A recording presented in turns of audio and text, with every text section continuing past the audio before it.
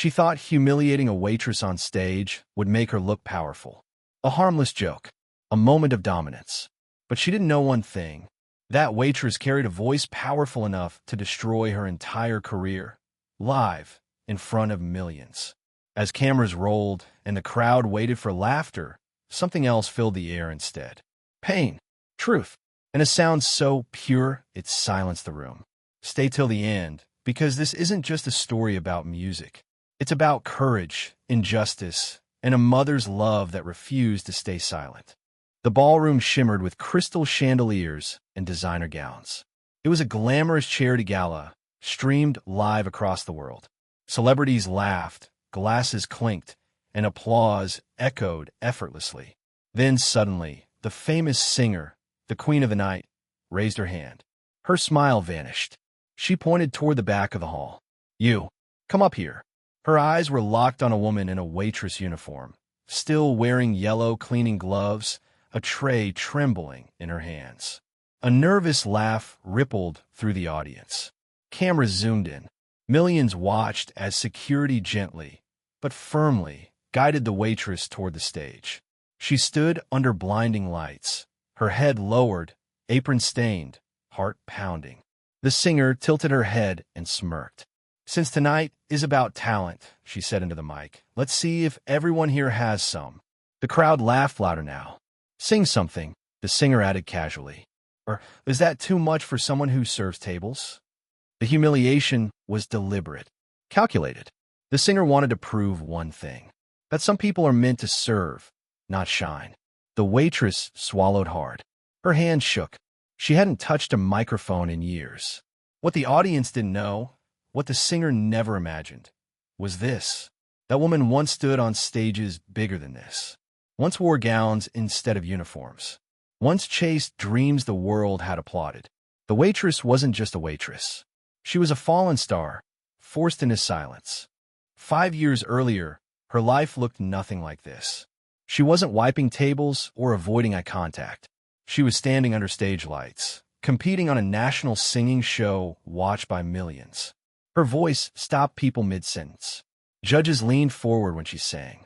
Critics called her unforgettable. And sitting on the judging panel, confident, cold, powerful, was the same famous singer now mocking her. Week after week, she survived eliminations. Her performances went viral. People called her the future of music. Then came the finale night. Her dress was ready. Her mother cried backstage. Her husband watched from home, proud beyond words. Minutes before she was called on stage, her phone rang. She stepped into the hallway to answer. Her world collapsed in seconds. Her husband had been rushed to the hospital. Multiple organ failure. Doctors said, "If you want to see him alive, come now." There was no hesitation. She looked once at the stage door, at the dream she had chased her entire life. And she walked away. She never performed that night. By morning, headlines exploded. Unprofessional, disrespectful, overrated. The famous singer didn't defend her. She attacked her. In interviews, she mocked her commitment, questioned her discipline, publicly erased her credibility. No one cared about the truth. Her husband survived, barely, but the medical bills crushed them. He passed away months later. Left behind was a broken woman and a young child. She tried to return to music. Doors were closed. Her name was blacklisted. So she wore an apron instead of a crown, cleaning floors while humming lullabies to her daughter at night. Until tonight. Until the stage that once rejected her called her back.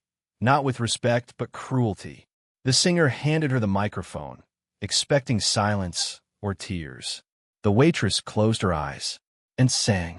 The first note wasn't loud. It was honest. The room froze.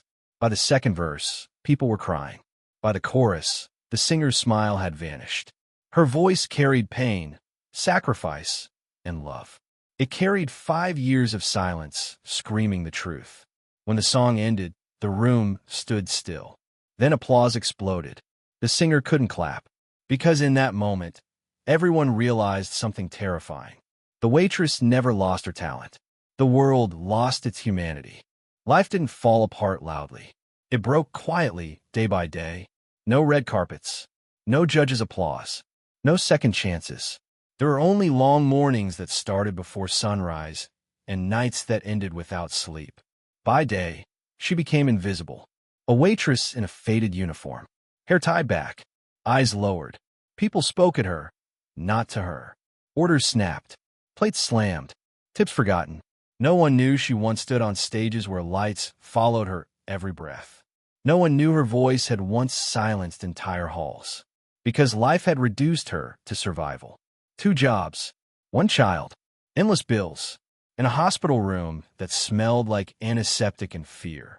Her daughter, small, fragile, machines breathing where lungs struggled. Doctors used careful words. Treatment, uncertain, hope. At night, after scrubbing floors and serving strangers who never looked at her face, she sat beside that hospital bed. No makeup, no audience, just a mother and her child. She sang softly, barely louder than a whisper. Old lullabies, half-finished melodies she once wrote for stadiums. Not for fame, not for dreams, but because every time she sang, her daughter's fingers relaxed around hers. One night, her daughter looked up at her with tired eyes and said something that shattered and healed her at the same time. "Mommy, when you sing, my heart doesn't hurt so much." That was the moment she understood. Her voice hadn't disappeared. It had transformed. It wasn't meant for judges anymore. It was meant for saving one small life. She never told anyone who she used to be. There was no point. The world had already decided her worth. Then came the invitation. A high-profile charity gala, raising money for sick children.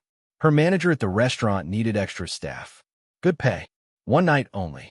She hesitated, because the event was being hosted by her. The singer. The woman who once smiled while destroying her reputation on live television. The judge who called her unreliable and emotionally weak. The same woman the world still adored. But the charity supported children like her daughter. So she said yes. She tied her hair back, pulled on her uniform, wore the same gloves she always did, and stepped into a room filled with glitter, cameras, and false kindness. The singer stood on stage, glowing, talking about compassion, about sacrifice, about helping the helpless. Every word echoed painfully in the waitress's chest, because she knew the truth. She knew how easily that woman crushed lives, then sang about empathy. As the singer spoke about supporting sick children, the waitress glanced at her phone. A message from the hospital. Your daughter had a difficult evening. Her hands trembled. This night wasn't just another shift. It was personal. And then it happened. The singer's eyes found her. A slow smile formed. Not warm, not kind. Calculated. Cruel. Why don't we hear from one of the staff? The singer said in a microphone. After all, this event is about giving everyone a voice, right? Laughter rippled through the crowd. The spotlight swung, and suddenly the waitress stood exposed, gloves still on, tray in hand, heart pounding. The singer tilted her head. I hear you like to sing, she said lightly. The room buzzed. The waitress froze. This wasn't generosity. It was revenge, a public reminder of who held the power. But what the singer didn't know was this. That waitress had been singing every night to keep a child alive. She had been stronger than any stage required. And tonight, the lie on stage, the cameras, the humiliation, it all collided.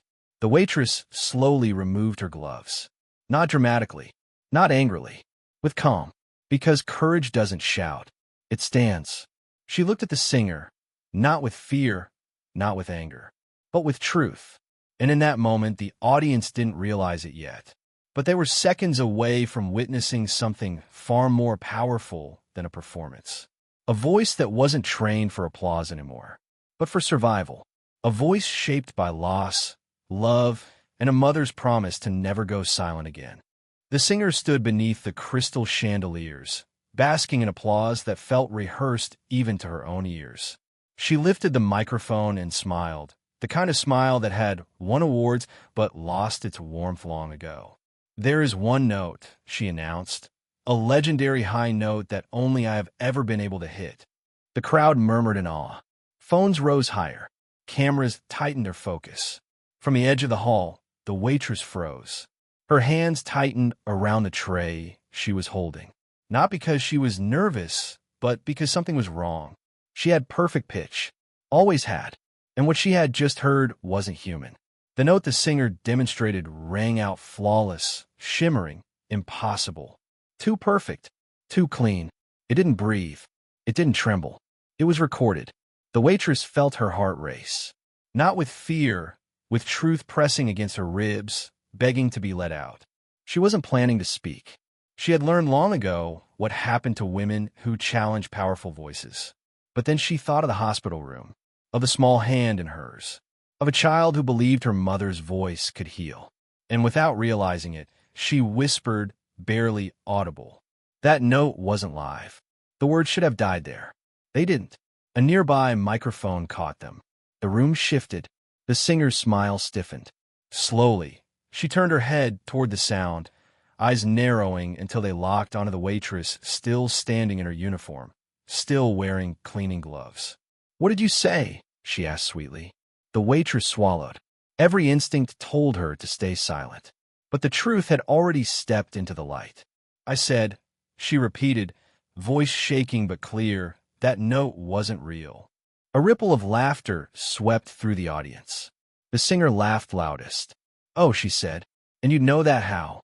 The waitress hesitated. Then quietly, honestly, she answered, "Because I can't hear it." More laughter. Louder now. Crueler. The singer tilted her head, pretending to consider her. "Well," she said, "since we're all here for charity, why don't we have a little fun?" She gestured toward the stage. "Why don't you come up here and sing it?" Gasps. Applause. Phone zoomed in. The waitress felt the spotlight burn her skin as security gently but firmly guided her forward. Her legs felt heavy, like she was walking through water. She could hear her own heartbeat over the noise. Humiliation wrapped around her like a second uniform. The singer leaned close and whispered into her ear, "Let's see you embarrass yourself properly this time." A microphone was shoved into her hand. No warm-up, no preparation, no mercy. The band looked confused. The conductor hesitated. "Play it," the singer snapped. The first note rang out. The waitress closed her eyes. And in that moment, the gala disappeared. There was no crowd, no cameras, no mocking smile inches away. There was only a dim hospital room, a child with tired eyes, a soft whisper, "Mommy, sing." She breathed in, not from her chest, but from somewhere deeper. From 5 years of loss, from nights of exhaustion, from love that had nowhere else to go. She didn't sing to impress. She sang the way she always did now. Quietly at first, like a lullaby meant for one fragile heart. The room grew still. People leaned forward without realizing it. Her voice wasn't flashy. It wasn't loud. It was honest. Then the music began to climb. The impossible note approached. The singer smirked, already preparing for failure. The waitress opened her eyes, and she let go. The note soared. Not sharp, not forced, but full. Alive. It trembled with emotion, carried by breath and truth, and pain turned into sound. Perfect. Pure. Real. The chandeliers seemed to vibrate. For a split second, there was nothing. No applause. No laughter. No breath. Just silence, heavy and stunned. Then the room exploded. People stood, shouted, cried. Cameras shook as producers scrambled. The singer stepped back, her face drained of color. Because everyone had heard it, and everyone now knew the truth. Chaos erupted, not from anger, but from awakening. A voice meant to be mocked had just exposed a lie that echoed far beyond the stage. The silence after her final note wasn't normal. It wasn't applause. It wasn't laughter. It was the kind of silence that happens when truth lands too hard for people to escape. For a few seconds, the famous singer stood frozen, her smile cracking under the weight of what had just happened. The crowd looked from the stage to the woman in the waitress uniform, then back again, unsure of what they had just witnessed. And then, slowly, one man stood up. He was an audio engineer, a veteran, someone who had worked behind the scenes for decades. "That note," he said into the microphone, his voice shaking, "was real." Murmurs rippled through the room. Another person stood, a studio vocalist. Then another, a producer, a technician, a former backup singer. One by one, the truth spilled out. They confessed what many had whispered for years but never dared to say out loud. The famous singer had been lip-syncing, layering recordings, letting others carry her voice while she carried the fame. For years, the cameras didn't cut away this time. Millions watched as the illusion collapsed in real time. The singer tried to laugh it off. Then she tried to threaten. Then she tried to buy silence. She turned to the waitress, now standing calmly at center stage, and offered money. A contract. A quiet deal. Just walk away, she whispered. You'll never have to struggle again. The waitress looked at her. She thought of hospital hallways, of sleepless nights, of her daughter's small hand gripping hers in the dark. And she shook her head. I didn't sing tonight for money, she said softly. I sang because the truth deserves a voice. The room erupted, not in chaos, but in something cleaner, honest. By morning, headlines exploded across the world. The charity board launched an investigation. Contracts were frozen. Awards were questioned. But the waitress didn't chase the spotlight. She went back to the hospital. This time, the bills were covered, not by fame, but by people who donated after hearing her story. After hearing her truth, doctors called it a miracle. Her daughter survived. Weeks later, when reporters finally found her, they asked one question. Do you regret not taking revenge? She smiled, tired, peaceful. No, she said. Revenge is loud. Truth is lasting. She didn't become a superstar overnight. She didn't seek fame. But something changed. Auditions became fairer. Sound checks became honest. And somewhere in a quiet hospital room, a child slept peacefully, alive because her mother had the courage to speak when silence would have been easier. She was never just a waitress. She was a mother, a singer, and proof that even the smallest voice, when real, can change everything. This was never a story about a famous singer falling from grace. It was always about a waitress who found the courage to stand tall. About a mother who chose truth over fear, even when silence felt safer. About a voice the world tried to bury under judgment and lies, but failed. Because no matter who you are, no matter how invisible you feel, your voice matters. And sometimes, the people who speak the softest carry the strongest songs. Songs powerful enough to change lives, heal hearts, and remind the world what real courage sounds like.